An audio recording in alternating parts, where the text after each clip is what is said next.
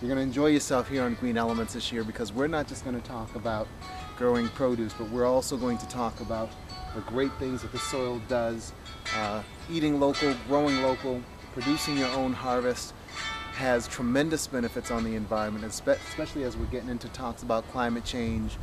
There was something on NPR today talking about climate change, the impacts. Even climate scientists, people who have been non-believers, are really beginning to ground the science in climate change, and how we manage our produce and transportation and all these other things that affect climate change and accelerate climate change is going to have a tremendous impact on individuals such as yourself, such as me, making a difference in sustainability. So look forward to a great season. We're going to enjoy not only the harvest here, but we're going to enjoy just spending time with each other and seeing what a difference we can make individually. So one of the first things you'll notice is that I have some really good soil here.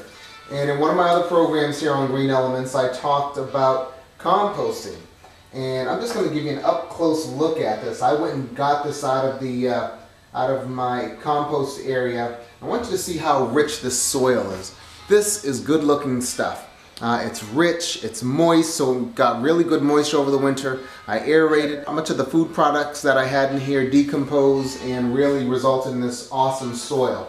So I am certain that with those nitrogens in the soil and all that other good stuff in there, that I'm going to have a great season for gardening. And I can't wait to drop the seeds in here. Now, one of the things to remember about gardening is when you put your seeds in, you don't want them to go too deep into the soil. You're looking about fingertip deep, so this is really almost plenty to get some. You want them to take root. You don't want to pack it too deeply, because what happens is that the roots have to work harder to get into the soil. And so you want your soil to be relatively loose. You want a nice light touch, especially if you're going to be getting your seeds as starter plants.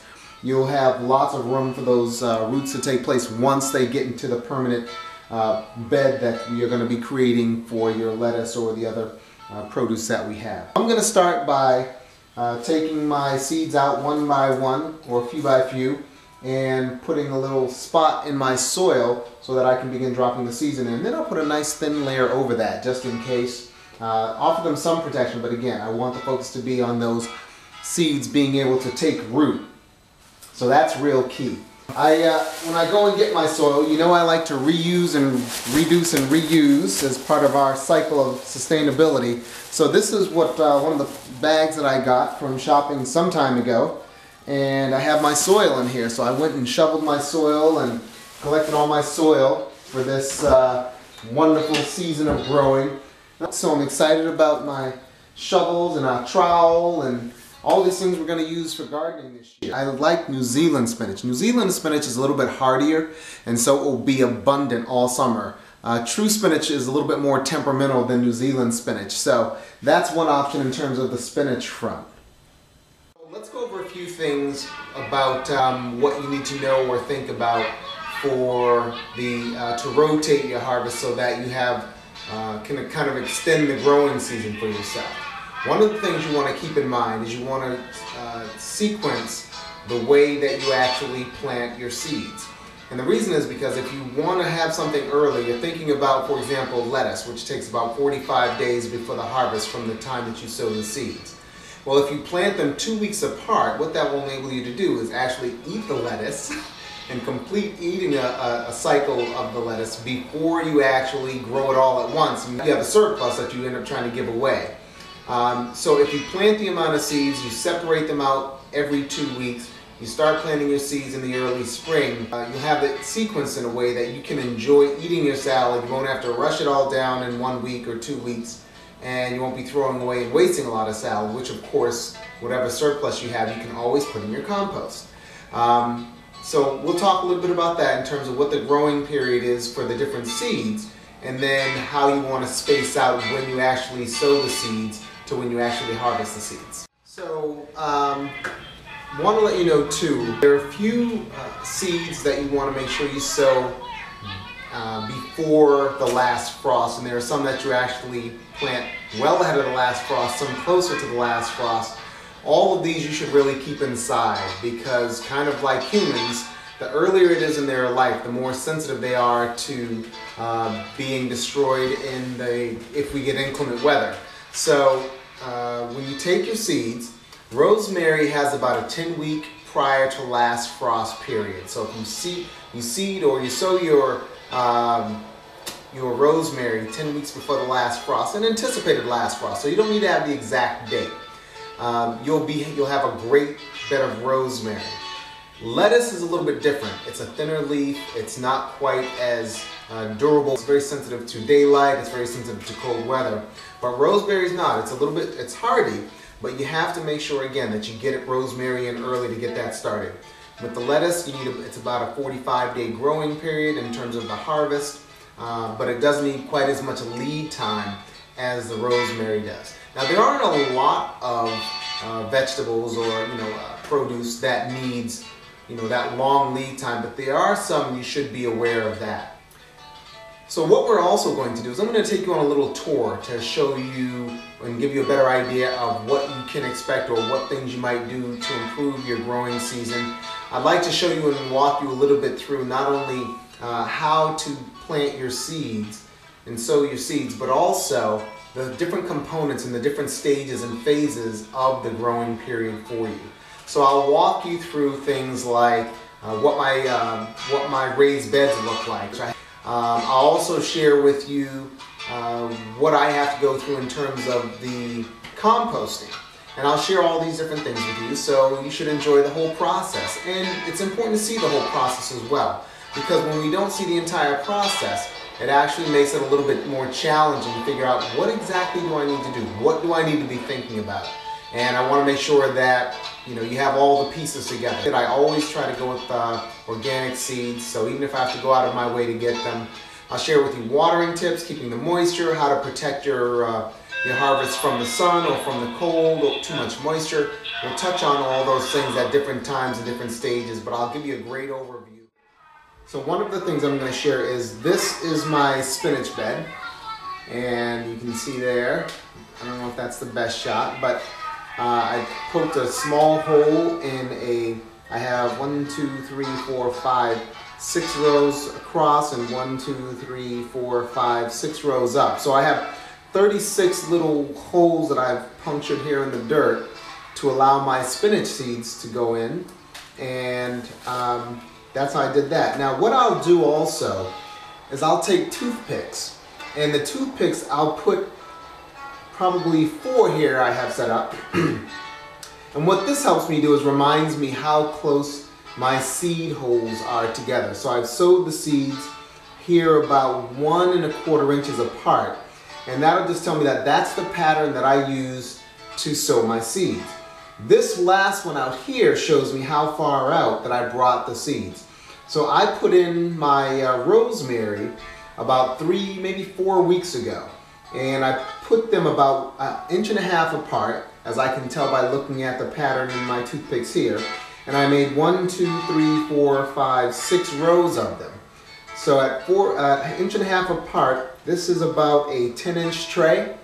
That gives me 1, 2, 3, 4, 5, 6, 7, 8, maybe about 7 or 8 plantings, 6 rows across. So 7 times 8 is 56. So I have 56 different places where I planted my seeds, or 56 opportunities to have my seedlings come out. Now, of course, your seedlings don't always come out 100% of the time. They may mutate somehow, and your seedlings just may not survive for different reasons. But we're not going to get into that. So you actually increase your chances by sowing multiple beds as well as multiple seeds, and hopefully you'll get really good results. I did the same thing with my spinach. My spinach I'm just planting now because it doesn't need as much time to sow before the spring actually arrives. So again, the rosemary is something you want to do about 10 weeks before the last frost. Spinach doesn't require quite as much time. To kind of keep myself organized here, as I use the egg cartons that I might get from the eggs that I buy. And actually this year I'm going to start raising chickens, so we're going to see how that works out. But what I do is I write down on the egg crates what I have in each little I guess, compartment for the eggs. So I can write the name of them on these little kind of tubular things that stick up, and I'll know which seeds I have where. So if I just want to dig in here and pull out a seed for spinach or basil or lettuce or melons or peas, I'll know exactly where they are, and I can write right on the edge here. That's great because that also allows me to drop in a sign or a little kind of note to myself about what's in there as well. So that's another trick you can use to kind of keep your seeds organized and in place. So soil is the lifeblood of gardening, and what I have here is really a nice mixture of sand, silt, and clay. It's nice because the combination of all those gives you almost a loam. But what this allows me to do is it has enough clay mixture in it to retain the water, but too much clay will retain too much water. What I have here is a nice mixture because I have a mixture that will retain the water, and this is great Northeast soil. I mean, this is almost pretty typical of the Northeast, but this soil will retain the water, it will retain the nutrients, and it has enough space in it. It's not so dense that it's not going to give me air that I need in order for my vegetables, my produce this season to really grow. So this is really good soil. Now what I have here also is a combination of the natural soil in the Northeast. I also made sure that I had some of my fruits and vegetables, so that also helped my compost, of course, and that's what this is, soil for my compost. And then I also had some green stuff in there that gives me the nitrogen that I need. And as I had mentioned in the compost video, we get that aerobic mixture in there, so we're getting air, we're getting water, microbial activity in there, giving me the nitrogen that I need to make sure that I have really healthy soil for my garden this year. So I'm really excited about that. So again, this is not quite a loam, but it's really good because it's very close. Again, air can get in there, water can get in there, it stays in there long enough, but it doesn't saturate the soil. So I do have good drainage in here. And then the nutrients will be captured in this as well. So this is really a fantastic mixture, and this is going to give me a very hardy growing season. Okay, so we're taking a walk over to where I'll be gardening this season, spring of 2011 here. And here's kind of a long view shot. What I'm going to share with you is my raised beds, and then I'll also share with you where I'll be sowing my seeds after I get my seedlings produced here. And so I'm kind of excited about that. So this is the raised bed in the raw, and there's really good soil in there. These are about 9 feet by 4 feet, maybe 4.5 feet wide. And you can see I've got a lot of activity going on in there. So that's the raised bed number 1. And some of the things that I'll put in the raised bed are things that are a little bit more sensitive that I need to have more control over. Also, what I'll show you is in this area I have some trees, and so these trees actually give me a lot of shading. So the things that I don't want to have as much exposure to, or don't want to get as much sun exposure, I'll also put in here so I'll have better control over the growing environment when I need to. Hey Basaji! Here's my raised bed, and you can see the other one over here, and that's my other one. So we're gonna have a great season this year, a great growing season with really fantastic soil. You can see how good and rich that looks. That's New England soil for you. So we've got all the nutrients that we need going on here, and it's just going to be fantastic. So I'm going to give you a little bit more up close and personal look at this as I dig my hands into the soil and show you what we really have here. All right.